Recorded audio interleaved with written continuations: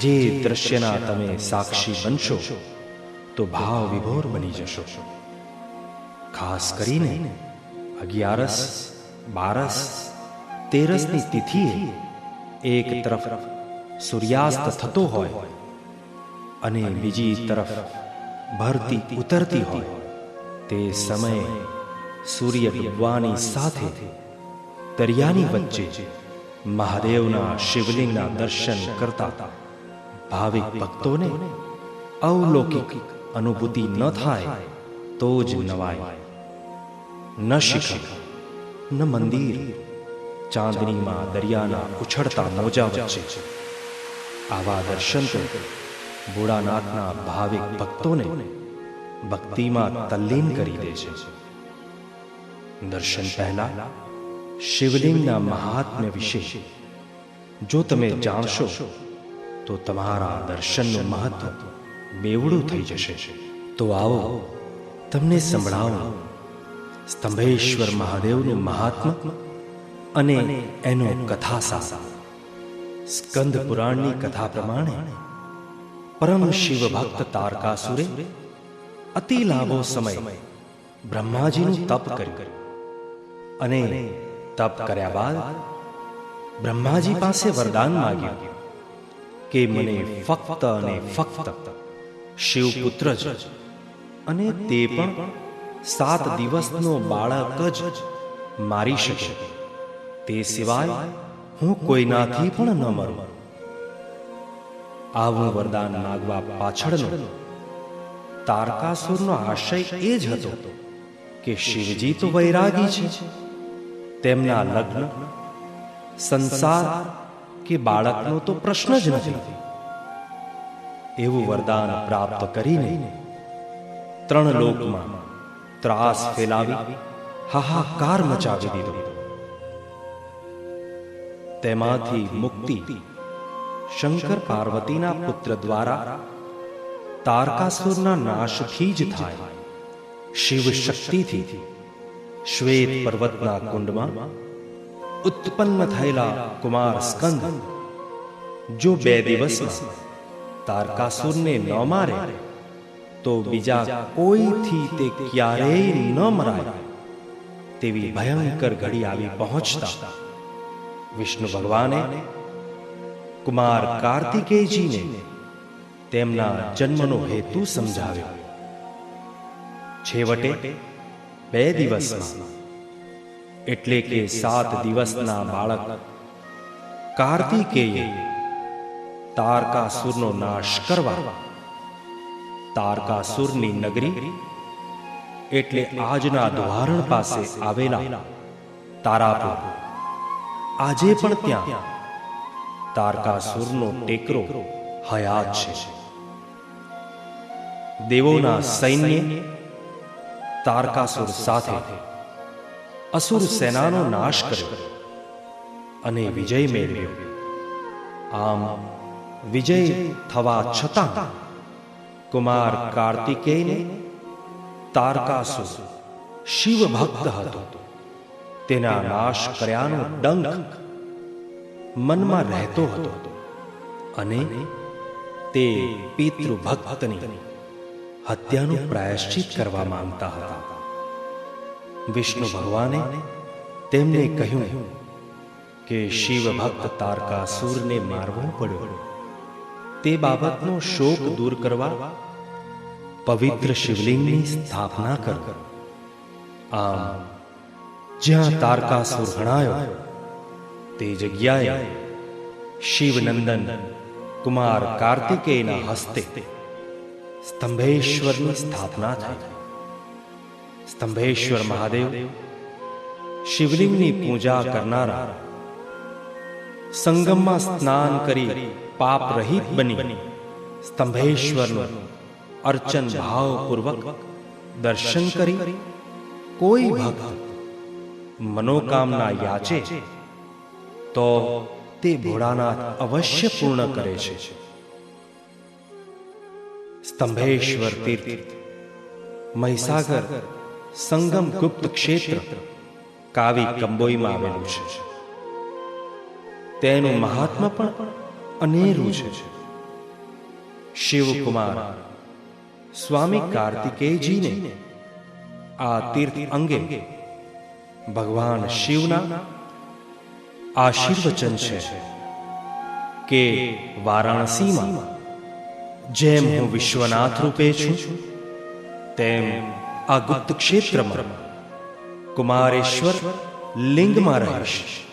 અને જો તમે કોઈ એક જ સ્થાનમાં બધા જ તીર્થોનો સંયોગ ચાહતા હો, તો પરમ પુણ્યમય મહીસાગર સંગમ તીર્થમાં એટલે કે ગુપ્ત ક્ષેત્ર કંબોઈ પધારો.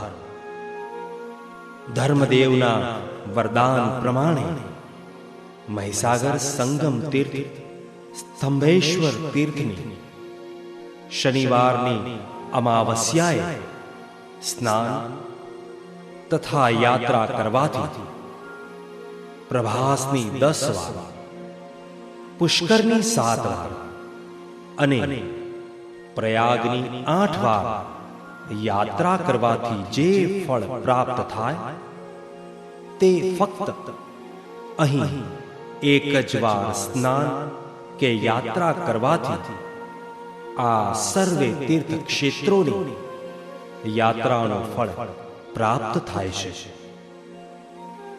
સ્તંભેશ્વર તીર્થનું આ કુમારેશ્વર લિંગ ગુપ્ત શિવલિંગ છે, જેનો ખ્યાલ છેલ્લા 1.5 દાયકાથી આવ્યો અને તેનું આજે સ્વામી વિદ્યાનંદજી જતન અને સિંચન કરી રહ્યા છે. આ તીર્થમાં દરિયાકાંઠે સંસ્કૃત શિક્ષણનો એક સરાહનીય પ્રયાસ છેલ્લા 3 વર્ષથી ચાલી રહ્યો છે. સંસ્કૃત હવે સંસ્કૃતિથી દૂર ચાલી ગઈ ભાષા માત્ર રહી છે. તેમ છતાં આજે જે મહાકાવ્યોનું અસ્તિત્વ છે, તે સંસ્કૃતને આભારી છે. હવે પછીની પેઢીમાં સંસ્કૃતનું અસ્તિત્વ ટકી રહે, તે માટે એક શ્રેષ્ઠ પ્રયાસ કાવી કંબોઈમાં સ્તંભેશ્વર આશ્રમમાં પરમ પૂજ્ય અને પ્રાતઃ સ્મરણીય શ્રી વિદ્યાનંદજી મહારાજ કરી રહ્યા છે. અહીં સમસ્ત ભારતમાંથી થોડા વિદ્યાર્થીઓ રુદ્રપાઠ, વૈદિક સંધ્યા, ત્રિકાળ સંધ્યા, વેદ પઠન, જ્યોતિષ વિદ્યા, વ્યાકરણ વગેરે શીખી રહ્યા છે, જે કાશીના વિદ્વાન આચાર્ય દ્વારા શિક્ષણ અપાઈ રહ્યું છે. આ વિદ્યાર્થીઓ તથા કાશીના વિદ્વાન આચાર્યો દ્વારા યાત્રિકોને પૂજા, અર્ચના, અભિષેક જેવી ધાર્મિક વિધિઓ પણ કરાવે છે, તથા આશ્રમની યજ્ઞશાળામાં પણ હોમાત્મક, પાઠાત્મક, લઘુરુદ્ર તથા દરેક અમાસ અને પૂનમે પિતૃ તર્પણનું આયોજન ચીવટપૂર્વક કરવામાં આવે છે. દક્ષિણ ગુજરાતના સોમનાથ તરીકે જેને ઓળખાવી શકાય તેવા સ્તંભેશ્વર તીર્થ પહોંચવા દક્ષિણ ગુજરાત તથા મુંબઈથી આવતા યાત્રિકો ભરૂચ ઉતરીને જંબુસરથી 30 કિલોમીટરના પાકા રસ્તે તથા અમદાવાદ, ઉત્તર ગુજરાતના યાત્રિકો વડોદરાથી 53 કિલોમીટર જંબુસર થઈને તથા સૌરાષ્ટ્ર કચ્છના યાત્રિકો તારાપુર, બોરસદ, જંબુસર થઈને પહોંચી શકે છે. તીર્થાટન યાત્રા પ્રવાસે આવનારા યાત્રિકો માટે રહેવા માટે તમામ સુવિધાઓથી સુસજ્જ અતિથિ ભવન તથા ભોજન માટે અન્ન ક્ષેત્રની વ્યવસ્થા આશ્રમ તરફથી નિશુલ્ક કરવામાં આવે છે. તો ભાવિક ભક્તો પધારો. પૂજા અર્ચના, અભિષેક, દર્શન, પ્રદક્ષિણા કરી શિવ તો પધારો ભાવિકો. સ્તંભેશ્વર સંગમ તીર્થ ગુપ્ત ક્ષેત્ર કાવી કંબોઈમાં. જય મહાદેવ. ઓમ નમઃ શિવાય. નમસ્કાર. દેવાદિદેવ મહાદેવના પૂજન અર્ચનનો મહિમા શબ્દ પુષ્પોથી વર્ણવીએ. ભોળાનાથ ભગવાન શંકરના પૂજન માટે કોઈ તિથિ, વાર કે નિશ્ચિત સમયની અનિવાર્યતા નથી. પ્રભુની પૂજા તો સાચા હૃદયથી અને શુદ્ધ ભાવથી અમાસની અંધારી રાત્રે કે સ્મશાન જેવા ડરામણા સ્થળે પણ થઈ શકે. પરંતુ ભગવાન આશુતોષને શ્રાવણ માસ અત્યંત પ્રિય છે. વેદો અને પુરાણોમાં પણ શ્રાવણ મહિનાનું વિશેષ મહત્વ પ્રગટ કર્યું છે. માત્ર જળાભિષેકથી પ્રસન્નતા ભગવાન શંકરનો શ્રાવણ મહિનામાં તેમના પ્રિય દ્રવ્યોથી અભિષેક કરવો જોઈએ. વેદ શિવો વેદ. ખરેખર વેદ સ્વરૂપ ભગવાન શંકરના પૂજનનો મહિમા વેદો તથા શાસ્ત્રોમાં રુદ્રાષ્ટધ્યાયી સ્વરૂપે દર્શાવવામાં આવ્યો છે.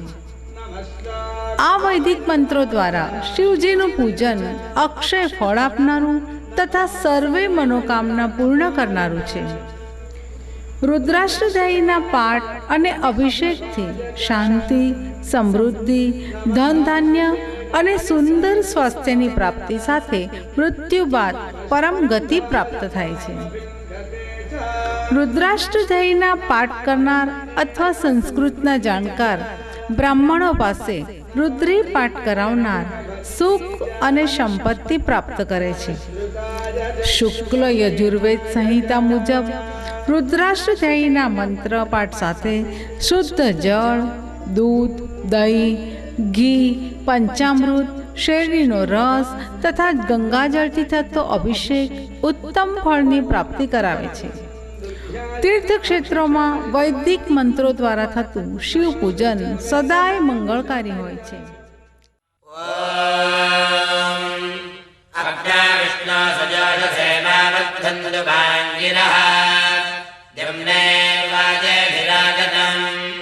वाजश्च मे प्रसवश्च मे प्रयतिश्च मे प्रसिद्धिश्च मे धीतिश्च मे क्रतुश्च मे तरश्च मे स्वागश्च मे श्रावश्च मे श्रुतिश्च मे ज्योतिश्च मे शुभश्च मे प्राणश्च मे मानश्च मे ज्ञानश्च मे शश्च मे चित्तञ्च महाधीश्च मे वाक्च मे मनश्च मे चक्षुश्च मे श्रोत्रञ्च मे चक्षुश्च मे बलञ्च भवाजश्च मे सहश्च महायुश्च मे जलाज आत्मा च मे मनोश्च मे शर्म च मे वर्म च मे ज्ञानि च मे स्थानि च मे वरोगं च मे शरीराणि च मे ध्येयं च महाधिपत्यं च मे मन्यश्च मे भामश्च मे मश्च मे वच्च मे मा च मे महिमा च मे वरिमा च मे प्रतिमा च मे वष्मा च मे ग्राहुया च मे बुद्धं च मे बुद्धिश्च मे सत्सं च मे श्रद्धा च मे जगच्च मे धनं च मे वशश्च मे तिषश्च मे क्रीडा च मे मोदश्च मे जातं च मे जनिष्यमानं च मे स्वप्नं च मे सुकृतं च मे वित्तं च मे वेद्यं च मे भूतं च मे भविष्यश्च मे सुखं च मे सुपदं च मरुद्धं च मरुत्यश्च मे भक्तं च मे शक्तिश्च मे मतिश्च मे सुमतिश्च मे सञ्च मे मयश्च मे प्रियं च मे निकामश्च मे कामश्च मे सौमनसश्च मे